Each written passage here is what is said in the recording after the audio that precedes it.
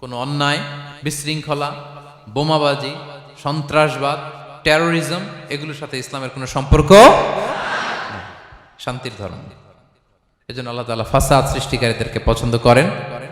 কোনো ধরনের বাজে কথা, মন্দ কথা, অশালীন কথা, অশ্লীল কথা আমরা মুখ দিয়ে উচ্চারণ করব। কোনো ধরনের বাজে আসসালামু আলাইকুম ওয়া রাহমাতুল্লাহি তাআলা ওয়া বারাকাতুহু। نحمده ونصلي على رسوله الكريم أما بعد فأعوذ بالله من الشيطان الرجيم بسم الله الرحمن الرحيم وقاتلوا في سبيل الله الذين يقاتلونكم ولا تعتدوا إن الله لا يحب المعتدين صدق الله العظيم رب اشرح لي صدري ويسر لي أمري واحلل عقدة من لساني يفقه قولي বাংলাদেশি মুসলিম কমিউনিটি মালয়েশিয়ার আয়োজনে ইউনিভার্সিটি সায়েন্স মালয়েশিয়ার এই খুলিয়া দেওয়ান খুলিয়ার এই থিয়েটার হল রুমে আজকে পেনাং কনফারেন্স 2023 যারা আপনারা উপস্থিত হয়েছেন তাদের সবাইকে জানাচ্ছি আন্তরিক শুভেচ্ছা এবং অভিনন্দন। আহলান ওয়া সাহলান ওয়া মারহাবান বিকুম ফি হাযা আল-লিকা আত-তাইয়িব আল-মুবারাক। শুরুতে আমরা আল্লাহ রাব্বুল ইজ্জা ওয়াল জালালের দরবারে শুকরিয়া জ্ঞাপন করছি যে আল্লাহ রাব্বুল ইজ্জা ওয়াল জালাল আমাদেরকে একটি চমৎকার জায়গায়, চমৎকার একটি পরিবেশে কিছু দিনই কথা শুনবার জন্য একত্রিত হওয়ার সুযোগ দিয়েছেন। আমরা সবাই পড়ছি কালিমাতুশ শুকুর আলহামদুলিল্লাহ। আল্লাহ রাব্বুল ইজ্জা ওয়াল জালালের দরবারে শুকরিয়া জ্ঞাপনের পাশাপাশি আমি আজকের এই প্রোগ্রামের অর্গানাইজিং কমিটি যারা আছেন তাদেরকে আমি অন্তরের অন্তঃস্থল থেকে শুকরিয়া জানাতে চাই। বিশেষ করে আজকের এই হল রুম পাইয়ে দেওয়ার ক্ষেত্রে আমাদের এখানে ডক্টর আজিম, রাইট, মাশাআল্লাহ, ডক্টর আজিম এখানে উপস্থিত আছেন। পেনাংয়ের বিভিন্ন পর্যায়ের বাংলাদেশি প্রবাসী ব্যবসায়ী ভাইরা আছেন, তারপর এখানে ভলান্টিয়ার্স ভাইরা আছেন এবং সিকিউরিটির দায়িত্বে একটা পোশাকি বাহিনী এখানে আছেন। আমি প্রত্যেককে অন্তরের অন্তঃস্থল থেকে শুকরিয়া জানাই। এবং এই যে আমরা মাগরিবের আগে বসলাম, আমরা আমাদের নিয়ত খালেস করে নিই যে এই একটি ঘন্টা আমরা আল্লাহর জন্য ব্যয় করব, কিছু শিখবার জন্য, নিজের জীবনকে পরিবর্তন করবার জন্য। তাহলেই আমাদের এত আয়োজন, এই যে সকালে আমরা ফজরের আজানোর 1 ঘন্টা আগে উঠে আমরা রওনা হয়েছি, কুয়ালালামপুর থেকে এসেছি, আপনারা অনেক দূর দূরান্ত থেকে এসেছেন। আমাদের এই আশা বসা এটা কাজে লাগবে। আমরা কামনা করি আল্লাহ তাআলা আমাদের এই আশাকে, এই বসাকে, এই একত্রিত হওয়াকে, এই কোরআনের এই মিলন মেলাকে আমাদের নাজাতের ওয়াসিলা বানাক। আমরা ইউনিভার্সিটি সায়েন্স মালয়েশিয়ার এই হলরুমে যেমনি সবাই একত্রিত হয়েছি, আল্লাহ তাআলা সেই জান্নাতুল ফিরদাউসেও যেন তার মেহমান হয়ে আমরা একত্রিত হতে পারি। আল্লাহ তাআলা আমাদেরকে তৌফিক দান করুক। সম্মানিত ভাইয়েরা, আপনারা সবাই সুস্থ আছেন তো? আলহামদুলিল্লাহ। আল্লাহ তাআলা আপনাদের সবাইকে ভালো রাখুন, সুস্থ রাখুন, নিরাপদে রাখুন, তার সন্তুষ্টির পথে অবিচল রাখুন। কালামুল্লাহ মাজিদে আল্লাহ তাআলা জানিয়ে দিয়েছেন 7 শ্রেণীর ব্যক্তিকে তিনি অপছন্দ করেন। কয় শ্রেণীর? আবার বলুন, কয় শ্রেণীর? জি, 7 শ্রেণীর ব্যক্তিকে আল্লাহ তাআলা অপছন্দ করেন। তো মানে আল্লাহ তাআলা তাদেরকে ভালোবাসেন না। আমরা আজকে এই 7 শ্রেণীর ব্যক্তি কারা তাদের ব্যাপারে জানার চেষ্টা করব এবং আমরা সতর্ক হয়ে যাব যে আমরা যেন তাদের অন্তর্ভুক্ত না হই। কি বলেন? কোন 7 শ্রেণীর ব্যক্তি, কোন অভাগা, কোন কপাল পোড়া সেই 7 শ্রেণীর ব্যক্তি যাদেরকে আল্লাহ তাআলা পছন্দ করেন না, ভালোবাসেন না, এই মর্মে তিনি কালামুল্লাহ মাজিদে ঘোষণা দিয়েছেন। এবং আমরা সতর্ক হওয়ার চেষ্টা করব এই বৈশিষ্ট্য যেন কশিনকালেও কভু আমাদের মধ্যে না আসে। তাহলে কালামুল্লাহ মাজিদ আল্লাহ তাআলা যে জানিয়েছেন যে তিনি 7 শ্রেণীর ব্যক্তিকে পছন্দ করেন না, তার মধ্যে প্রথম শ্রেণী হচ্ছে সীমা লঙ্ঘনকারী। আরবিতে বলে আল মুআতাদুন। সীমা লঙ্ঘনকারী ব্যক্তিকে আল্লাহ তাআলা পছন্দ করেন না। লিমিট ক্রস করলে আল্লাহ তাআলা পছন্দ করেন না। লিমিটকে কেউ যদি ওভারস্টেপ করে, ক্রস করে, আল্লাহ তাআলা পছন্দ করেন না। সীমা লঙ্ঘনকে তিনি মোটেও পছন্দ করেন না। এবং মজার ব্যাপার হচ্ছে আল্লাহ কেউ কোনো অন্যায় করলেই সাথে সাথে পাকড়াও করেন না, কেউ ভুল করলেই আযাব দেন না, কেউ নাফরমানি করলেই আযাব পাঠান না। আল্লাহ অনেক সময় দেন, অনেক সময় দেন, শুধরে যাবার অনেক টাইম সে পায়। তারপরও যখন সে লিমিট ক্রস করে তখন আল্লাহ ধরেন। আল্লাহ সব সময় ধরে না, ধরলে ছাড়ে না, ধরে ধরে ধরে না, ধরলে আল্লাহ ছাড়ে না। আল্লাহ সব সময় ধরবে না। এবং যে সমস্ত জাতিগোষ্ঠীকে এই পৃথিবীতে আল্লাহ তাআলা আযাব দিয়ে ধ্বংস করেছেন, তাদের স্টোরি যদি আমরা খেয়াল করি, আমরা দেখব যে তাদেরকে আল্লাহ অনেক সুযোগ দিয়েছেন ভালো হওয়ার, শুধরে যাওয়ার, কিন্তু তারা আল্লাহর আদেশ অমান্য করতে করতে করতে করতে যখন লিমিট ক্রস করে ফেলছে, একটা সবকিছুর একটা লিমিট থাকে, কি বলেন? We all should know all limits.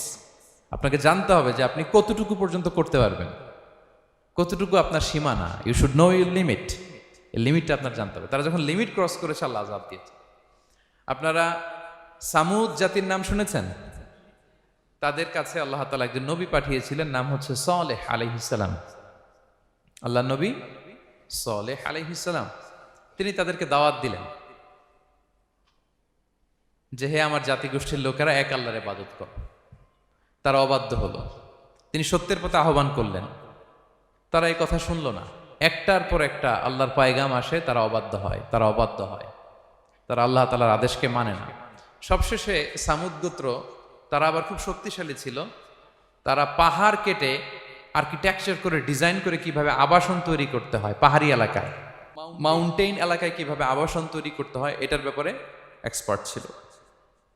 কিন্তু তারা সালেহ আলাইহিস সালামকে বলল, সালেহ তুমি পাগল, তুমি জাদুকর, তুমি যে আল্লাহর কথা বলছো আমরা মানবো এক শর্তে, যদি এই পাহাড়ের ভেতর থেকে 10 মাস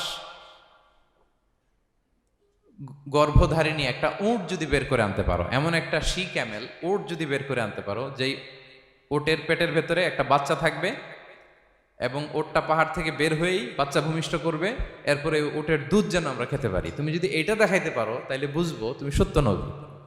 দোয়া করলেন, আল্লাহ আমার এই জাতি সামুদ, তারা তো চেয়েছে যে পাথর ভেতর থেকে যদি একটা উট বেরোয়, ওট যদি বাচ্চা দেয় আর দুধ দেয়, তাহলে তারা তোমাকে মেনে নেবে। আল্লাহ তুমি মেহেরবানি করে এই মিরাকেল, এই মুআজিজা তুমি তাদের দেখিয়ে দাও। আল্লাহ তাআলা দোয়া কবুল করলেন। হাজার হাজার মানুষের সামনে চাক্ষুষ দিবালোকের মুহূর্তে পাথর ভেঙে একটা উট বেরিয়ে এলো বিশাল আকৃতির, এবং 10 মাস গর্ভধারিণী উট, সাথে সাথে এই উট বেরিয়ে বাচ্চা প্রসব করবে, এবং সাথে সাথে এই ওলান থেকে উটের দুধ বেরোতে লাগলো। হাজার হাজার লোক এটার ওলান থেকে দুধ নিয়ে তারা তৃপ্ত হলো। আচ্ছা, এই মুহূর্তে তাদের কি করা উচিত ছিল বলেন তো? আশহাদু আল্লা ইলাহা ইল্লাল্লাহ ওয়া আশহাদু আন্না মুহাম্মাদুর রাসূলুল্লাহ ওয়া আশহাদু আন্না সালিহান নাবিয়্যুল্লাহ, এটা পড়া দরকার ছিল না? দরকার ছিল। কিন্তু তারা একের পর এক গোয়ার তুমি করতে করতে করতে করতে চাক্ষুষ দিনের বেলা এত বড় একটা মুআজিজা দেখার পরেও তারা অস্বীকার করলো। সাল্লাল্লাহু আলাইহি ওয়াসাল্লাম বললেন, তোমরা তোমাদের ওয়াদা পূরণ করো। তারা বলল, তুমি বড্ড বড় জাদুকর, তুমি যেন তেন জাদুকর না, তুমি পাহাড়ের ভেতরে জাদু ঢুকাই ফেলছো। কি মনে হয় তারা লিমিট ক্রস করে ফেলছে না? এবার ক্রস করছে না? তারা সীমা লঙ্ঘন করে ফেলেছে। দে ক্রসড দেয়ার লিমিট। এবার তো আর ছাড় দেয়া যায় না, কারণ আমি আপনাদের বলেছি শুরুতে যে আল্লাহ সব সময় ধরে না, কিন্তু যখন ধরে ছাড়ে না। আযাব চলে আসলো। কি আযাব? আর্থকোয়েক, রাজফা, পুরো ভূখণ্ড কেঁপে উঠলো। কেঁপে ওঠার সাথে সাথে সব মাটিতে পড়ে গেল।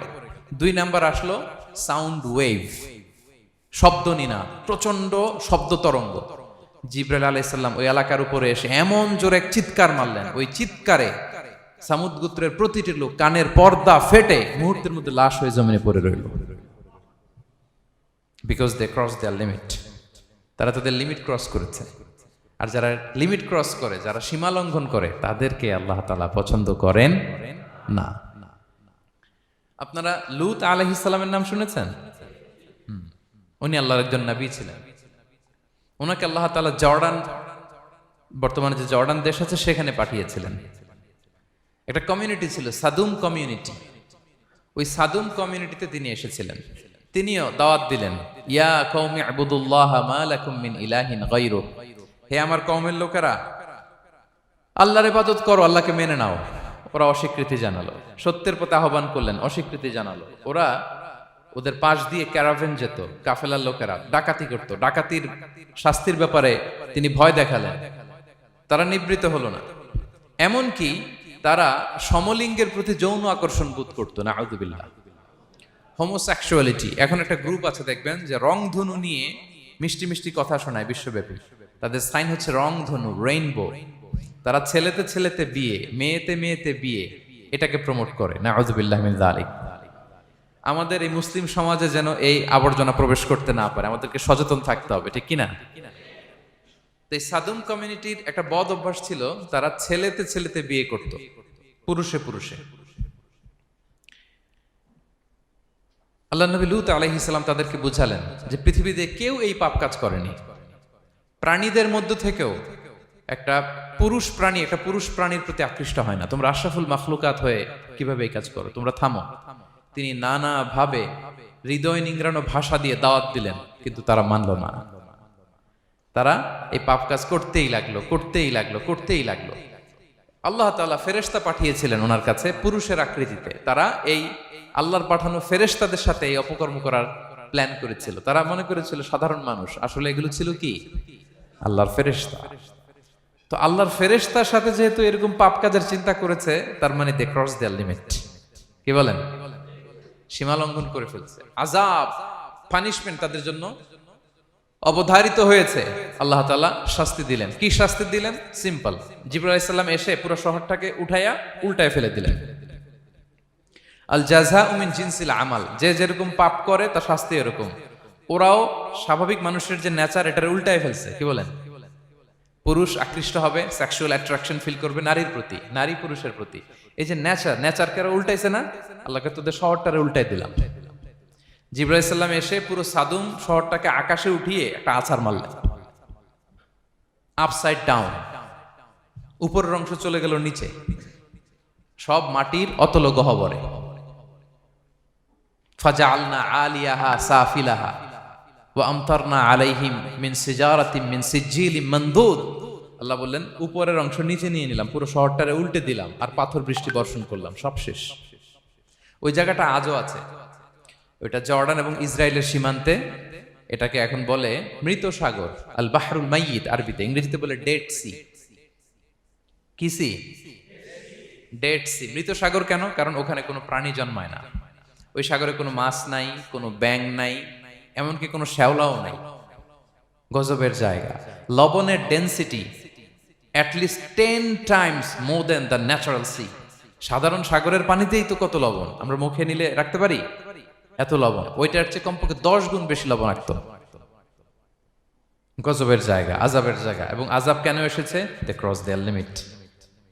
তারা সীমা লঙ্ঘন করেছে। আর ইন্নাল্লাহা লা ইউহিব্বুল মুতাদিন, আল্লাহ তাআলা সীমা লঙ্ঘনকারীকে পছন্দ করেন না।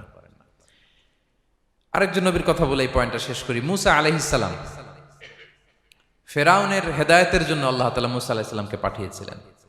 তিনি নানাভাবে তার ভাইকে নিয়ে দাওয়াত দিতে লাগলেন, কিন্তু ফেরাউন এই কথা মানে না। ফেরাউন বলে তুমি যে নবী, প্রমাণ কি? মুসা আলাইহিস সালাম বলেন দেখো এই যে আমার হাতে লাঠি। উনি এমন নবী ছিলেন, উনি লাঠি মাটিতে রেখে দিলে ওটা মুহূর্তে সাপ হয়ে যেত। তো মাটিতে তিনি লাঠি রাখলেন, এটা মুহূর্তে সাপ হয়ে গেল, যে এই যে আমি নবী। মানে না, বললেন আরো কিছু দেখা। তো মুসা আলাইহিস সালাম বগলের এখান থেকে হাত উঁচু করলে নূরের ঝলকানি হাতের মধ্যে দেখা যেত। উনি নূরের ঝলকানি দেখালেন, এরপরও মানে না। এরকম একটার পর একটা আল্লাহ নবী মুসা আলাইহিস সালাম মুআজিজা দেখাতে লাগলেন, কিন্তু ফেরাউন মানে না। শুধু মানে না এতটুকুই না, সবশেষে আল্লাহ নবী মুসা আলাইহিস সালামকে অ্যাসাসিনেশন, হত্যার পরিকল্পনা করলো তারা, যে বনি ইসরাইল, মুসা এবং মুসার অনুসারী যারা আছে দুনিয়া থেকে সরাই দিতে হবে। ধরো মুসারে, ধরো মুসার অনুসারীদের ধরো। ধাওয়া পাল্টা ধাওয়া শুরু হলো। আল্লাহ নবী মুসা আলাইহিস সালাম বনি ইসরাইলকে নিয়ে বাঁচার জন্য ছুটলেন। ছুটতে ছুটতে সামনে লোহিত সাগর। দেখেন, একে তো আল্লাহর বিধান মানে নাই, এরপরে একটার পর একটা মুআজিজা আসলো, সেটাও মানে নাই। এখন নবীরে হত্যার জন্য ছুটছে। কি মনে হয় সীমালঙ্ঘন হয়েছে? একটু হয়েছে না অনেক? আল্লাহু আকবার। আল্লাহ বলেন ফাআগরাকনাল আখারিন, আমি মুসা এবং বনি ইসরাইলকে বাঁচাই দিলাম, ফেরাউন সহ তার দলবলকে সাগরে ডুবাই মারলাম। শুধু ডুবাই মারে নাই, আল্লাহ বলে ফালিয়াউমা নুনাজ্জিকা বিবাদানিকা লিতাকুনা লিমান খালফাকা আয়া। ফেরাউনকে লোহিত সাগরে তো ডুবিয়েছেই। আল্লাহ বলেন ফেরাউন, তোর অনুসারী যারা পৃথিবীতে থাকবে, তোর চালাচামুন্ডা যারা থাকবে, তোর খালাতো ভাই চাচাতো ভাই যারা দুনিয়াতে বেঁচে থাকবে, তাদের জন্য তোর লাশটারে আমি শুটকি বানিয়ে রাখলাম। Up to the day of judgement, কিয়ামত পর্যন্ত ফেরাউনের লাশটা মিশরের জাতীয় জাদুঘরে ড্রাই বডি হিসেবে আছে, আমি নিজে দেখে এসেছি নিজ চোখে, মমিফাইং করে ছুটকি বানায় রাখছে। এভাবে পৃথিবীতে যতগুলো জাতিগোষ্ঠীকে আল্লাহ তাআলা আযাব দিয়ে ধ্বংস করেছে তার কারণ হচ্ছে সীমা লঙ্ঘন। তার কারণ কি? প্রিয় ভাইরা, আমরা যেন আমাদের লাইফস্টাইলের দিকে একটু খেয়াল করি যে এই সীমা লঙ্ঘনের কাতারে আমরা চলে আসলাম কিনা, আমরা চলে আসলাম কিনা আমাদেরকে খেয়াল রাখতে হবে। আল্লাহ তাআলা সীমা লঙ্ঘনকারীকে পছন্দ করেন না। ইন্নাল্লাহা লা ইউহিব্বুল মু'তাদিন, তিনি সীমা লঙ্ঘনকারীদেরকে পছন্দ করেন না।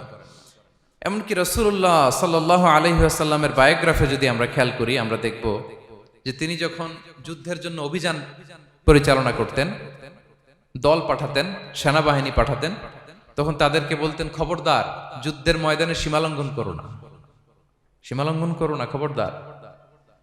যুদ্ধে যদি কেউ হেরে যায়, বন্দীদের সাথে খারাপ আচরণ করো না। ওরা হেরে গেছে বন্দী, আপনি চাইলে তার কান কেটে দিতে পারবেন, নাক কেটে দিতে পারবেন, আকৃতি বিকৃতি করতে পারবেন না। বিষ্ণু ইসলাম বললেন, খবরদার সীমালঙ্ঘন করো না। যেখানে যুদ্ধে গিয়েছো ওই এলাকার শিশুদেরকে মেরো না, ওই এলাকার নারীদেরকে মেরো না, ওই এলাকার পাদ্রীদের গায়ে হাত তোলো না। সন্ন্যাসীতে যারা ইবাদত করে ওদের তো দোষ নাই, সিভিলিয়ান নাগরিক, তাদের গায়ে হাত তোলো না, খবরদার। গবাদি পশুর গায়ে হাত তুলবে না, এগ্রিকালচারাল প্রোডাক্ট জ্বালিয়ে দিও না। সুবহানাল্লাহ বিহামদি, কি রহমতের নবী ছিলেন। সীমা লঙ্ঘন যেন না করে বিষ্ণু ইসলাম অভিযান প্রেরণের আগে তিনি স্পষ্ট বলে দিতেন, খবরদার কেউ সীমা লঙ্ঘন করবে না। যারা তোমাদের বিরুদ্ধে অস্ত্র তুলেনি তাদের বিরুদ্ধে অস্ত্র তোলা যাবে না, কারণ ইন্নাল্লাহা লা ইউহিব্বুল মু'তাদিন, আল্লাহ তাআলা সীমা লঙ্ঘনকে পছন্দ করেন না। প্রিয় ভাইরা, তাহলে যেই 7 শ্রেণীর ব্যক্তিকে আল্লাহ তাআলা পছন্দ করেন না, তার প্রথমটা আমরা জেনে গেলাম, তারা কারা? সীমা লঙ্ঘনকারী। আমি কিন্তু প্রায় এরকম জিজ্ঞেস করব এবং সব শেষে আপনাদেরকে নিয়ে রিভাইজ করব। তাহলে 1 নম্বরে আমরা পেলাম তারা কারা। মেহেরবানি করে সবাই বলবেন একসাথে, তারা কারা? তারা সীমা লঙ্ঘনকারী, তারা তাদের লিমিট ক্রস করে, তাদেরকে আল্লাহ তাআলা পছন্দ করে না। সো আমরা আমাদের লাইফের সাথে একটু মিলিয়ে নেই যে আমরা আমাদের কোন ক্ষেত্রে সীমা লঙ্ঘন করি কিনা একটু খেয়াল করেন। আমার যে দায়িত্ব আছে আমি কি সীমা লঙ্ঘন করি কিনা? আমার স্ত্রী আমার দায়িত্বে, তার সাথে সীমা লঙ্ঘন করি কিনা? আমার ভাতিজা ভাতিজি অনেকের আছে ইয়াতিম, তার বাবা মারা গেছে, তার সব সম্পত্তির দায়ভার আমার উপর দেয়া, আমি ওইখানে তাকে ঠিকঠাক মতো সব দেই কিনা, সীমা লঙ্ঘন করি কিনা? হ্যাঁ, ক্ষমতা পেলে সীমা লঙ্ঘন করি কিনা? কি মনে হয় আমরা ক্ষমতা পেলে সীমা লঙ্ঘন করি কিনা? হ্যাঁ, করে করে হ্যাঁ, মানে যেইখানে ডাক্তারের কাছে যাই বলে, ডাক্তার সাহেব আমার এইখানে ফোড়া, সারা দেহের যেই কোনো জায়গায় ধরতে পারেন, এইখানে ধরেন না, তো এইখানে না ধরলে ভালো হবে? ফোড়া যেখানে, ট্রিটমেন্ট তো ওইখানে দিতে হবে, কি বলেন? রোগ যেখানে ওষুধও সীমা লঙ্ঘন। দায়িত্ব পেলে আমরা সীমা লঙ্ঘন করি। এমনকি আমরা যারা ইবাদত করি, অনেকে ইবাদতেও সীমা লঙ্ঘন করি, ইবাদতেও না। ভারসাম্য থাকতে হবে, পরিমিতি বোধ থাকতে হবে। এবং মজার ব্যাপার হচ্ছে আল্লাহ তাআলা দোয়া এবং জিকিরের ক্ষেত্রে এই কথাটা উল্লেখ করেছেন যে তোমরা দোয়া জিকিরের ক্ষেত্রে সীমা লঙ্ঘন করো না। আল্লাহ তাআলা বলেন, উদউ রাব্বাকুম তাদাররুআ ওয়া খুফিয়া ইন্নাহু লা ইউহিব্বুল মু'তাদিন। তোমরা আল্লাহকে ডাকো কেমন ভাবে? তাদাররুআ ওয়া খুফিয়া, সবিনয়ে গোপনে, সবিনয়ে ডাকো, চুপিসারে ডাকো, গোপনে গোপনে ডাকো, অল্প আওয়াজে ডাকো। কারণ কি? ইন্নাল্লাহা লা ইউহিব্বুল মু'তাদিন, আল্লাহ সীমা লঙ্ঘনকারীদেরকে পছন্দ করেন না। তাহলে আপনি যদি দোয়া করেন আল্লাহর কাছে, যখন জিকির করবেন বিনীতভাবে, চুপিসারে, সবিনয়ে, বিষ্ণু ঈসা ইসলাম যেভাবে শিখিয়েছেন ওইভাবে জিকির করবেন। নাকি জিকির করতে করতে মানুষের কাঁধে উঠবেন? উঠবেন না? ওঠে ওঠে, হ্যাঁ ওঠে। দেখেন আল্লাহ তাআলা যেইখানে 3 ফোঁটা দেওয়া দরকার 3 ফোঁটা দেয়, যেখানে 1 ফোঁটা ওইখানে 1 ফোঁটা দেয়। আল্লাহ তাআলা ইন্নাহু লা ইউহিব্বুল মু'তাদিন, আল্লাহ সীমা লঙ্ঘনকে পছন্দ করেন না। এই কথাটা ঢুকাইছে কোথায়? দোয়া আর জিকিরের মধ্যে। কারণ আল্লাহ জানে আল্লাহর কিছু বান্দা থাকবে তারা দোয়া এবং জিকিরের সময় কি করবে? সীমা লঙ্ঘন করবে। মাঝে মাঝে কিছু ভিডিও ক্লিপসে দেখা যায় জিকির করতে করতে আরেকজনের কাঁধের উপরে, যিনি জিকির পরিচালনা করতেছে তার মাথার উপরে। এখন আমি ওয়াজ করতেছি, আপনি যদি লাফাইতে লাফাইতে এসে আমার উপরে পড়েন, হ্যাঁ মাইকের উপরে যদি এসে পড়েন, আমার অবস্থা হবে কি? লাফাতে লাফাতে উপরে উঠে যায়, নিজে ইনজুর্ড হয়, পাশের শ্রোতাকে ইনজুর্ড করে, যিনি আলোচনা পরিচালনা করতেছে তাকে ইনজুর্ড করে। এরকম আছে না নাই? ইন্নাহু লা ইউহিব্বুল মু'তাদিন। আল্লাহ তাআলা সীমা লঙ্ঘনকে পছন্দ করেন না। তাহলে আমাদের প্রত্যেকের উচিত আমাদের লিমিট জানা, আমরা যেন আমাদের কখনো লিমিটকে ক্রস না করি প্রিয় ভাইরা। এটা প্রতিটি ক্ষেত্রে, ইভেন ইবাদতে আমরা যেন সীমা লঙ্ঘন না করি। এই পয়েন্টটা মনে থাকবে আপনাদের? আচ্ছা, তাহলে 2 নম্বরে আমরা চলে যাই। 2 নম্বরে যে শ্রেণীকে আল্লাহ তাআলা পছন্দ করেন না তারা হচ্ছে জালিম বা অত্যাচারী। জালিম বা অত্যাচারী, যারা জুলুম করে তাদেরকে আল্লাহ তাআলা পছন্দ করেন না। আল্লাহ তাআলা বলছেন ফাআম্মাল্লাযীনা কাফারু ফাউআযিবুহুম আযাবান শাদীদান ফিদ দুনিয়া ওয়াল আখিরা ওয়া মা লাহুম মিন নাসিরিন। যারা দুনিয়াতে কুফরি করবে কঠিন শাস্তি দুনিয়াতেও আখিরাতেও। ওয়া আম্মাল্লাযীনা আমানু ওয়া আমিলুস সলিহাতি ফায়ুওয়াফিহিম উজুরাহুম। আর যারা ঈমান আনবে সৎকর্ম করবে তাদের প্রতিদান আমি আল্লাহ বুঝিয়ে দেব। ওয়াল্লাহু লা ইউহিব্বুয যালিমিন। তবে জেনে রেখো আল্লাহ তাআলা জালিমিনদেরকে পছন্দ করেন। তাহলে 2 নম্বরে পাওয়া গেল কাদেরকে পছন্দ করে না? আপনি যদি কারো প্রতি জুলুম করেন তাহলে আপনি জালেম, সে হচ্ছে মাজলুম। সে কি? মাজলুম। মজলুম আপনার ক্ষমা না করলে আল্লাহ তাআলা আপনার ক্ষমা করবে না। মজলুম যদি ক্ষমা না করে আল্লাহ তাআলা কঠিন কালো আপনাকে ক্ষমা করবে না। এজন্য জুলুম যেন আমরা কখনো না করি প্রিয় ভাইরা। জুলুম শুধু আল্লাহ তাআলা আমাদের উপরই হারাম করেনি, আল্লাহ নিজের উপর হারাম করছে। জুলুম শুধু আমাদের জন্যই হারাম না, আল্লাহর জন্য হারাম। আল্লাহ তাআলা বলেন হাদিসে কুদসিতে, ইয়া ইবাদি, হে আমার বান্দারা, ইন্নী হারামতু যুলমা আলা নাফসি, আমি জুলুমকে আমি আল্লাহ নিজের উপরে হারাম করেছি। ওয়া জাআলতুহু বাইনাকুম মুহাররামা, এবং এই জুলুমকে তোমাদের উপর হারাম করেছি। ফালা তাযালামু, তোমরা একে অপরের উপর জুলুম করো না। জুলুম শুধু আমাদের উপরই হারাম না, আল্লাহ নিজের উপরও হারাম করেছেন। তাহলে জুলুমের সাথে কি মুমিনের কোনো সম্পর্ক থাকতে পারে? পারে না। এবং আল্লাহ তাআলা কখনো কোনো বান্দার উপর জুলুম করেন না। ওয়া আন্নাল্লাহা লাইসা বিযাল্লামিন লিল আবিদ, তিনি তার বান্দার উপর জুলুম করেন না। কোনোভাবেই যেন জুলুম না হয়ে যায়, এজন্য আল্লাহ তাআলা কিয়ামতের দিন মাওয়াজিনাল কিসত, ন্যায়ের মানদণ্ড তিনি প্রতিষ্ঠা করবেন, যাতে একটু ভুল না হয়ে যায়, জুলুম না হয়ে যায়। আমরা মাঝে মাঝে যে দোকান থেকে বস্তায় বস্তায় চাল নিয়ে আসি না, চাল দেখা যাবে যে 1 মণ চাল হয়তো সামান্য একটু কম হইতে পারে, সামান্য একটু বেশিও হইতে পারে, এরকম হয় না? দেখবেন যে দিছে 10 কেজি, বাসায় এসে দেখবেন যে 10 কেজির চেয়ে একটু বেশি, একটু সামান্য বেশি কয়েক গ্রাম, অথবা 10 কেজির চেয়ে সামান্য কয়েক গ্রাম কম, এরকম হয়ে যায় না? মানুষ তো আমরা, কি বলেন? কিন্তু আল্লাহর নিক্তি পাল্লায়, মিজানের পাল্লায় এরকম হবে নাকি? হবে? হবে? আল্লাহ বলে না, মাওয়াজিনাল কিসত, ন্যায়ের মানদণ্ড সেটা। ফামাইয়া আমাল মিসকালা যাররাতিন খায়রান ইয়ারা, যাররা পরিমাণ ভালো করেছো তো সেটাও ওজন দেয়া যায় ওই পাল্লায়। সুবহানাল্লাহ পড়বেন না? ওমাইয়া আমাল মিসকালা যাররাতিন শাররান ইয়ারা, অনুপরিমাণ খারাপ করেছো সেটাও ওজন দেয়া যায়। কারণ ওয়া আন্নাল্লাহা লাইসা বিযাল্লামিন লিল আবিদ, তিনি বান্দার উপর জুলুম করেন না। তিনি এমন পাল্লা দিয়েছে যাতে জুলুম না হয়। আমাদেরটাই ভুল হয়ে যেতে পারে, ওনারটাতে ভুল হলে চলবে না, কেউ জিতে যাবে, ঠকে যাবে, কি বলেন? জাররা কাকে বলে? জাররা, জাররা মানে এত ছোট জিনিস, এত ক্ষুদ্র জিনিস যেটা খালি চোখে দেখা যায় না।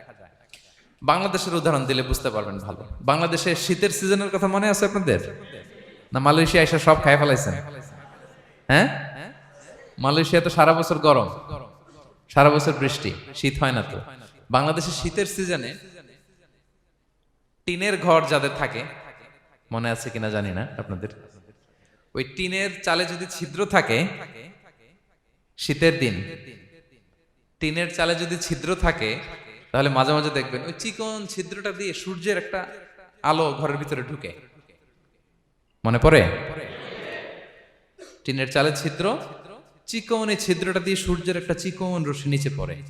তো ওইটার কাছে গেলে দেখা যায় ওই আলোটার মধ্যে পাতলা কি কি যেন ধুলাবালি উঠতেছে। এটা আবার অন্য জায়গায় দেখা যায়, এমনি দেখা যায় না, কিন্তু ওইটার কাছে গেলে দেখা যায় এই আলোটা যেই বরাবর আসছে, এইখানে কিছু ক্ষুদ্র ছোট ধূলিকণা, ডাস্ট ঘুরে বেড়ায়। আল্লাহ বলে এইটার নাম হচ্ছে যাররা। ফামাইয়া আমাল মিসকালা যাররাতিন খায়রান ইয়ারা, এই ডাস্ট উড়ে বেড়ানো ছোট্ট ধূলিকণা যেটা খালি চোখে দেখা যায় না, এতটুকু ভালো যদি করো সেটাও সেই মিজানের পাল্লায় ওজন দেয়া যায়। এতটুকু খারাপও যদি করো সেটাও সেই মিজানের পাল্লায় ওজন দেয়া যায়। আল্লাহু আকবার। তিনি তার বান্দার উপর জুলুম করেন না। জুলুম তিনি নিজের উপর হারাম করেছেন, আমাদের জন্য কি করেছেন? হারাম করেছেন। এবং বিষ্ণু ইসলাম আরো ভয়ঙ্কর কথা বলেছেন। তিনি বলেছেন, মান যালামা কিদা শিবরিন মিনাল আরদি তুবিকাহু মিন সাবঈ আরাদিন। কেউ যদি জুলুম করে তার ভাইয়ের 1 বিঘত পরিমাণ জমিন খায়। 1 বিঘত চিনেন তো? এই যে আমার এই আঙ্গুল থেকে এই আঙ্গুলটা, এটা টান টান করলে যতটুকু জায়গা, এটার বলে 1 বিঘত। শিবের আরবিতে বলে শিবের। হ্যাঁ, মান যালামা কিদা শিবের। বিষ্ণু বলেন এই 1 শিবের 1 বিঘত জমি যদি কেউ অন্যায়ভাবে জুলুম করে তার ভাইয়ের কাছ থেকে খায়, কিয়ামতের দিন তুবিকা আলাইহি সাবউ আরাদিন, এই 7 জমিনকে আল্লাহ তাআলা তার ঘাড়ে চাপাবে। খা এবার, খা। অন্যের জমি খাওয়ার এত শখ ছিল, এবার 7 জমিন ঘাড়ে কর। কিয়ামতের ময়দানে আপনার দেহটারে বিশাল আকৃতির করা হবে, এই 7 জমিনকে আপনার কাঁধে তুলে দেওয়া হবে। এজন্য আমরা অন্যের রাইটস, অধিকার যেন নষ্ট না করি, কারো উপর যেন জুলুম না করি, কোনোভাবেই না। আমরা নানাভাবে এই জুলুমটা করি। আমরা প্রায় দাদার সম্পত্তি থেকে ফুফুদেরকে বঞ্চিত করি, বাবার সম্পদ থেকে বোনদেরকে বঞ্চিত করি। হ্যাঁ, নিজের ভাই আরেক ভাইকে, আপন ভাই ভাইকে বঞ্চিত করে, জুলুম করে। এরকম দৃশ্যপট আমাদের সমাজে আছে না নাই বলেন তো? কিয়ামতের দিন আল্লাহর সুপ্রিম কোর্টের কাঠগড়ায় হিসেব দিতে হবে। আর এই জালিমদেরকে আল্লাহ তাআলা পছন্দ করেন না। এবং সবচেয়ে ভয়ঙ্কর ব্যাপার হচ্ছে, আপনি যখন কারোর উপর জুলুম করেন, ওই মাজলুম আর আল্লাহর মাঝখানে কোনো ফারাক থাকে না। আল্লাহ ওই ফারাকের পর্দা উঠায় নাই। বিষ্ণুই বলেন, ইত্তাকি দাওয়াতাল মাজলুম, তোমরা মজলুমের বদদোয়াকে ভয় করো, খবরদার। কারণ ফাইন্না লাইসা বাইনাহা ওয়া বাইনাল্লাহি হিজাব, তার আর আল্লাহর মাঝে কোনো পর্দা থাকে না। দোয়া করলেই ওটা আরশে যেয়ে কবুল হয়ে যায়। আল্লাহ তাআলার চারিপাশে অনেক পর্দা আছে। কেউ কেউ বলে 70,000 নূরের পর্দা। এই 70,000টা সহিহ হাদিস দ্বারা সাব্যস্ত না, কিন্তু অসংখ্য অগণিত পর্দা, এবং পর্দাও এটা নূরের পর্দা। আচ্ছা বলেন তো, জানলা দিয়ে বাইরের আলো ঠেকাতে আমরা দেয়ালে জানালায় কি লাগাই? পর্দা লাগাই। পর্দাটা কিসের তৈরি? মোটা কাপড়ের, যাতে করে ওই আলো না আসে। কিন্তু আল্লাহর চারদিকে যে পর্দা, ওই পর্দাটা কিসের? নূরের, আলোর। ওনার পর্দাই আলো দিয়ে তৈরি। সুবহানাল্লাহ বললেন না? বিষ্ণু বলেন, ইত্তাকি দাওয়াতাল মাজলুম, মজলুমের বদদোয়াকে ভয় করো। ফাইন্না লাইসা বাইনাহা ওয়া বাইনাল্লাহি হিজাব, কেউ যখন মজলুম হয়ে কেঁদে বদদোয়া করে, তার আর আল্লাহর মাঝে ওই পর্দা থাকে না। বদদোয়া করছে, ডাইরেক্ট কবুল। খবরদার আমার পেনাঙ্গের ভাইয়েরা, আমরা যেন জালিম না হই। In it's any form, operation in it's any form, যেই কোনো ভাবে, যেই কোনো ক্ষেত্রে, যেই কোনো ধরনের হইতে পারে জুলুম। কাউকে আপনি ছোট্ট কোনো কাজে ঠকালেন, বন্টন নীতিতে ঠকালেন, হ্যাঁ, জমি মেরে দিয়ে ঠকালেন, আমানত মেরে দিয়ে ঠকালেন, ইন ইটস এনি ফর্ম যদি জুলুম করে থাকেন, খবরদার। মজলুমের কান্না কখনো বৃথা যায় না। মজলুমের কান্না কখনো বৃথা যায় না। জীবনের কোনো না কোনো সময়ে এর প্রায়শ্চিত্ত আপনাকে করতে হবে। জীবনের কোনো না কোনো সময়ে এর প্রায়শ্চিত্ত করে আপনাকে মরতে হবে। তাহলে কোন বিশ্বাসী কি জালিম হতে পারে? কারণ ইন্নাল্লাহা লা ইউহিব্বুল যালিমিন, আল্লাহ তাআলা জালিমদেরকে পছন্দ করেন না। তাহলে জুলুমের সাথে আমাদের কোনো সম্পর্ক আছে? হ্যাঁ, কোনো সম্পর্ক আছে। তাহলে 2 শ্রেণীর ব্যক্তির কথা আমরা জানলাম যাদেরকে আল্লাহ পছন্দ করেন না। 1 নাম্বার, প্রথমটা কি ছিল? সীমা লঙ্ঘনকারী, লিমিট যে ক্রস করে, ইন্নাল্লাহা লা ইউহিব্বুল মুআতাদিন। 2 নাম্বার কি জানলাম? হ্যাঁ, জালিম, অত্যাচারী, অপ্রেসর। অপ্রেসরকে আল্লাহ তাআলা পছন্দ করেন না। তাহলে এই দুইটারে আমরা নো বলে দিলাম আজকের কনফারেন্স রুমে। আওয়াজ করে বলেন তো সবাই, নো। এই লিমিট ক্রস আর জুলুম, নো, চলে গেছে, খালাস। এবার 3 নম্বরে দেখি আল্লাহ কাদেরকে পছন্দ করেন না। 3 নম্বরে আল্লাহ তাআলা অহংকারী, দাম্ভিক লোককে পছন্দ করেন না। অহংকারী, আমাদের তো অহংকার টহংকার নাই না? আছে? অহংকার আছে? কিসের অহংকার বলেন?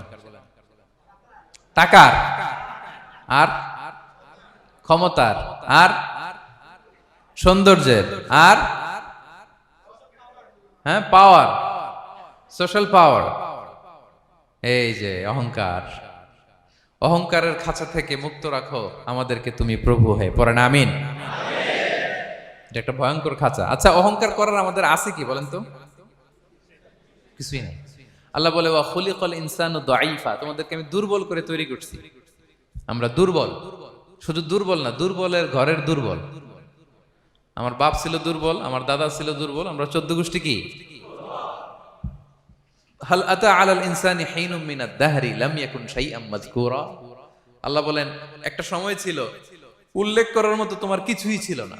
আজকে তো এত লম্বা চোরা মানুষ, আমরা কিছুই ছিলাম না।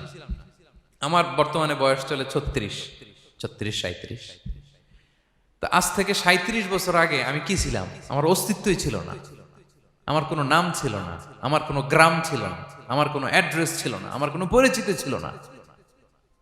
আজ থেকে আরো 37 বছর পরে একটু খেয়াল করেন তো, এখন তো 37, আরো 37 ধরেন বাঁচলাম। এরপরে আমি দুনিয়া, দুনিয়া থাকবে কিন্তু আমি নাই। আজকে কার জন্য আটকে আছে দুনিয়ার কাজ বলেন তো? আপনার দাদার জন্য, আপনার নানার জন্য। তো আপনাকে লাগে কেন? আপনাকে লাগে? লাগে না তো আমাকে। আমি দুনিয়া, একদিন কিছুই ছিলাম না। আল্লাহ বলেন হাল আতা আলাল ইনসানি হিনুম মিনাদ দাহরি লাম ইয়াকুন শাইআম মাযকুরা। তুমি কিছু ছিলা, একটা সময় কিছুই ছিলা না, উল্লেখ করার মতো তুমি কিছুই ছিলা না। অস্তিত্বহীনের জগৎ থেকে তোমাকে আমি অস্তিত্বে আনলাম।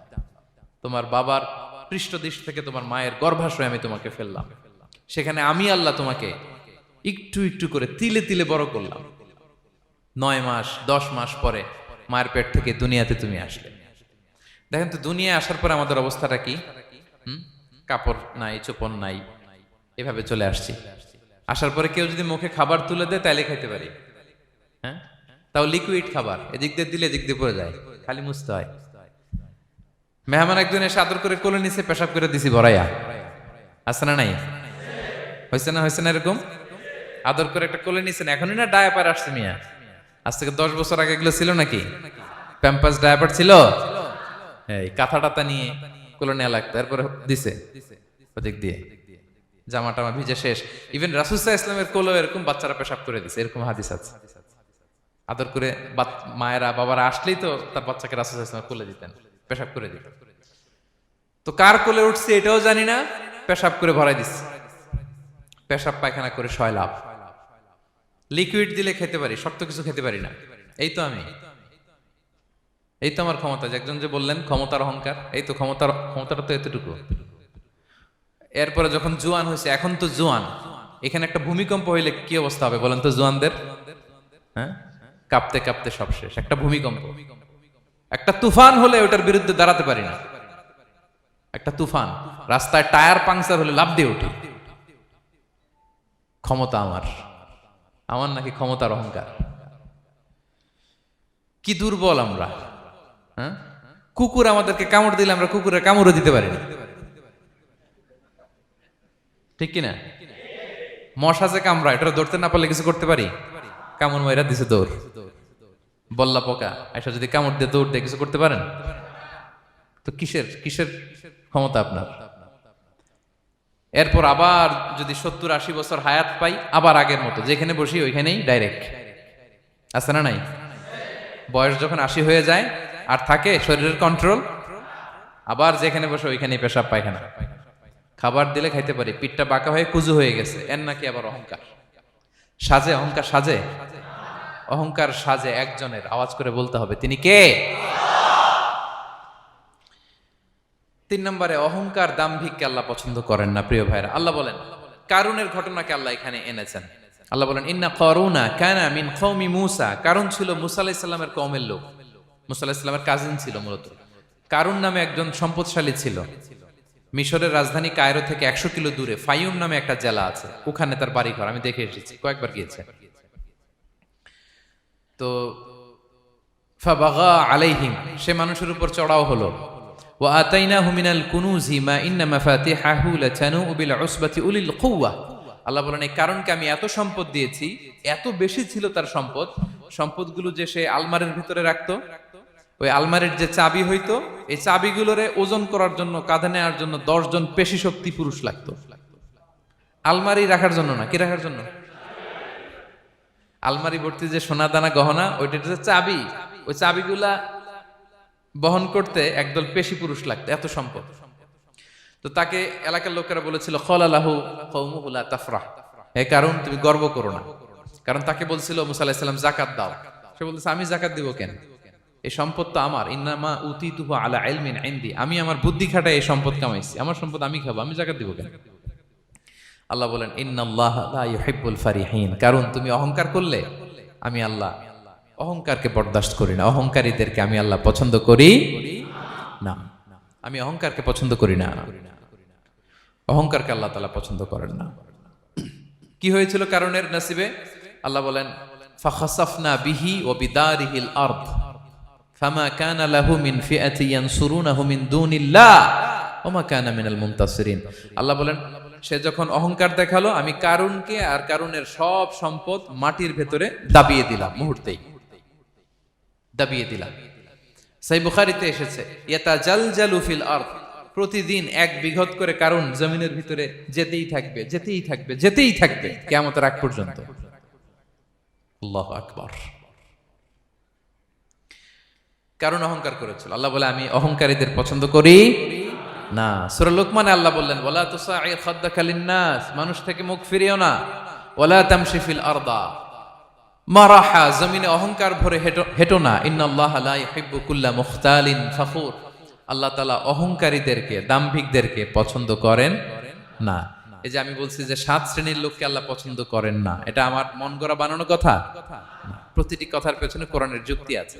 কোরআনে আল্লাহ তাআলা বলছেন আল্লাহ অহংকারীদেরকে পছন্দ করেন না। ইংরেজিতে কি বলে? ইগো আছে আমাদের, হ্যাঁ ইগো, এটারে ছেড়ে ফেলতে হবে, অহংকার করা যাবে না। আমার প্রিয় ভাইয়েরা একটু মনোযোগী হন, এই আয়াতের তাফসীরটা একটু সংক্ষেপে বুঝিয়ে দেই। আল্লাহ তাআলা বলছেন ইন্নাল্লাহা লা ইউহিব্বু কুল্লা মুখতালিন ফখুর, আল্লাহ কোন মুখতাল আর ফাখুরকে পছন্দ করেন না। মুখতাল আর ফাখুর মানে কি? মুখতাল মানে যে অহংকার করে মনে মনে। কিছু লোক আছে ভিতরে ভিতরে নিজের বড় মনে করে, বাইরে বলে না বা বলার সাহস পায় না, কিন্তু ভিতরে ভিতরে ভাবে আমি কোন হনুরে, কি বলে আমি কোন, আমি তো বড়, আরে আমার চেয়ে বড় বেশি জানে নাকি কেউ, আমার চেয়ে কিছু পারে নাকি, আমি তো, কিন্তু এটা মুখ দিয়ে বলে না, ভিতরে ভিতরে আছে না নাই? এদেরকে আরবিতে বলে মুখতাল। কি বলে? মুখতাল। আরেকজন ফাখুর, সে শুধু ভিতরে না, এটা প্রকাশ্যে বলে বেড়ায়, এটা আরো ডেঞ্জারাস। ফাখুর সে আরো খারাপ, সে প্রকাশ্যে তার অহংকার প্রদর্শন করে, বলে বেড়ায় যে আমি বড়, আমি বড়, আমি বড়। এই আমি বড় কথাটাই সবচেয়ে ভয়ঙ্কর। আমি বড় কথাটাই সবচেয়ে ভয়ঙ্কর।